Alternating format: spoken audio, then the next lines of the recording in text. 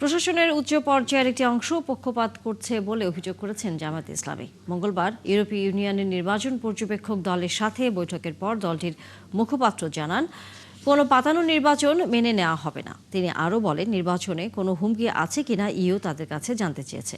জানাচ্ছেন মোহাম্মদুল খান অপু। সকাল 11:15টায় জামায়াতের কেন্দ্রীয় কার্যালয়ে আসেন 16 সদস্যের ইউরোপীয় ইউনিয়নের নির্বাচনী পর্যবেক্ষক দল। তাদের সঙ্গে প্রায় 1 ঘন্টা বৈঠক হয় জামায়াতের। এ সময় ইইউ প্রতিনিধি দল জানতে চায় নির্বাচনী পরিবেশ ও কোনো হুমকি আছে কিনা। পরে এ নিয়ে বিস্তারিত জানান জামায়াতের সহকারী সেক্রেটারি এহসানুল মাহবুব জুবায়ের। মূলত ইলেকশন পর্যবেক্ষণের সাথে সম্পর্কযুক্ত বিভিন্ন বিষয়গুলি তারা জানতে চেয়েছেন এবং বিভিন্ন বিষয়ে তারা তাদের পর্যবেক্ষণও তুলে ধরেছেন। কি তারা যে সমস্ত বিষয়গুলো দেখেছেন তারা এগুলো বলেছেন।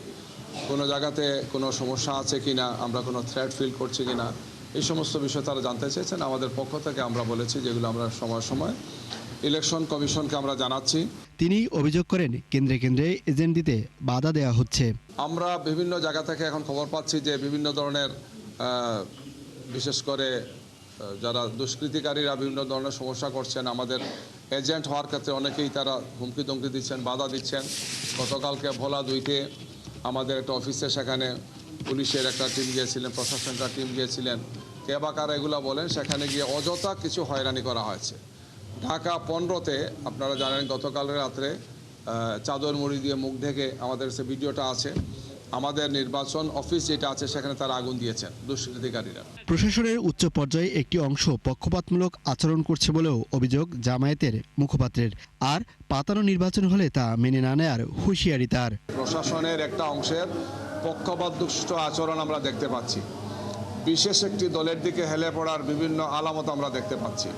তো এগুলো যদি ওনারা নিউট্রাল না করেন, নিরপেক্ষ ভূমিকা পালনে যদি তাদেরকে বাধ্য না করেন, তাইলে তো নিঃসন্দেহে নির্বাচনটা প্রশ্নবোধক হবে। তো এই সমস্ত বিষয়ে কার্যকর পদক্ষেপ তারা গ্রহণ করবেন বলেছেন। না করলে আমরা এই ব্যাপারে আমাদের অবস্থান জানাবো। কোনো অবস্থায় এই জাতি কোনো ভায়াস নির্বাচন অথবা পাতানো নির্বাচন মেনে নেবে না। তিনি আরও বলেন, লুট হওয়া অস্ত্র ও অবৈধ অস্ত্র উদ্ধারে প্রশাসনের আরও তৎপর হওয়া উচিত। মোহাম্মদুল খান অপু, 71, ঢাকা।